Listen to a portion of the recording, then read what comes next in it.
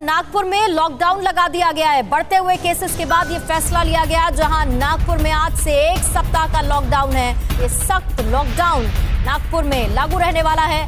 हालांकि इमरजेंसी सेवाओं को बाहर निकलने की परमिशन है, छूट दी गई है। नागपुर में 24 घंटे में कोरोना के 2353 नए केस सामने आए हैं और आज से 1 सप्ताह का लॉकडाउन नागपुर में लागू कर दिया गया। और केरल में कोरोना के बढ़ते मामलों ने सरकार की चिंता बढ़ा दी है। बढ़ते मामलों को देखते हुए सरकार ने एक बार फिर से राज्य में लॉकडाउन लगा दिया। केरल में पिछले 24 घंटे में 17,481 नए केस सामने आए, जबकि एक दिन में राज्य में वायरस से 106 लोगों की जान चली गई।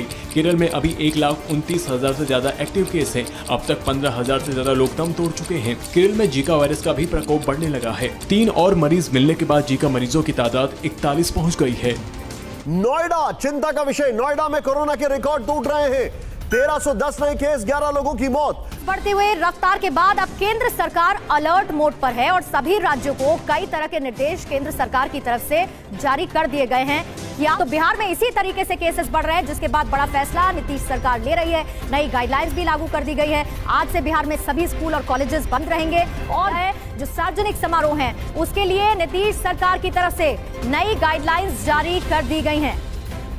जहां पर पॉजिटिविटी रेट 10% से ज्यादा है, वहां पर सख्त पाबंदी लगाए सरकारें। ये केंद्र सरकार ने कहा है, क्योंकि कोरोना की तीसरी लहर को रोकना बहुत ज्यादा जरूरी है। बेहद सख्ती से कोविड गाइडलाइंस का पालन कराया जाए, इसमें कोई कोताही न बरती जाए। केंद्र सरकार ने टेस्टिंग और वैक्सीनेशन में तेजी लाने की हिदायत भी राज्य सरकारों को दी है और ज्यादा सख्ती बरतने के लिए कहा गया है उन राज्यों को जहां पर 10% से ज्यादा पॉजिटिविटी रेट है। और ऐसे में उसे रोकने के लिए, थर्ड वेव को रोकने के लिए सख्ती लागू करने की बात केंद्र सरकार कह रही है।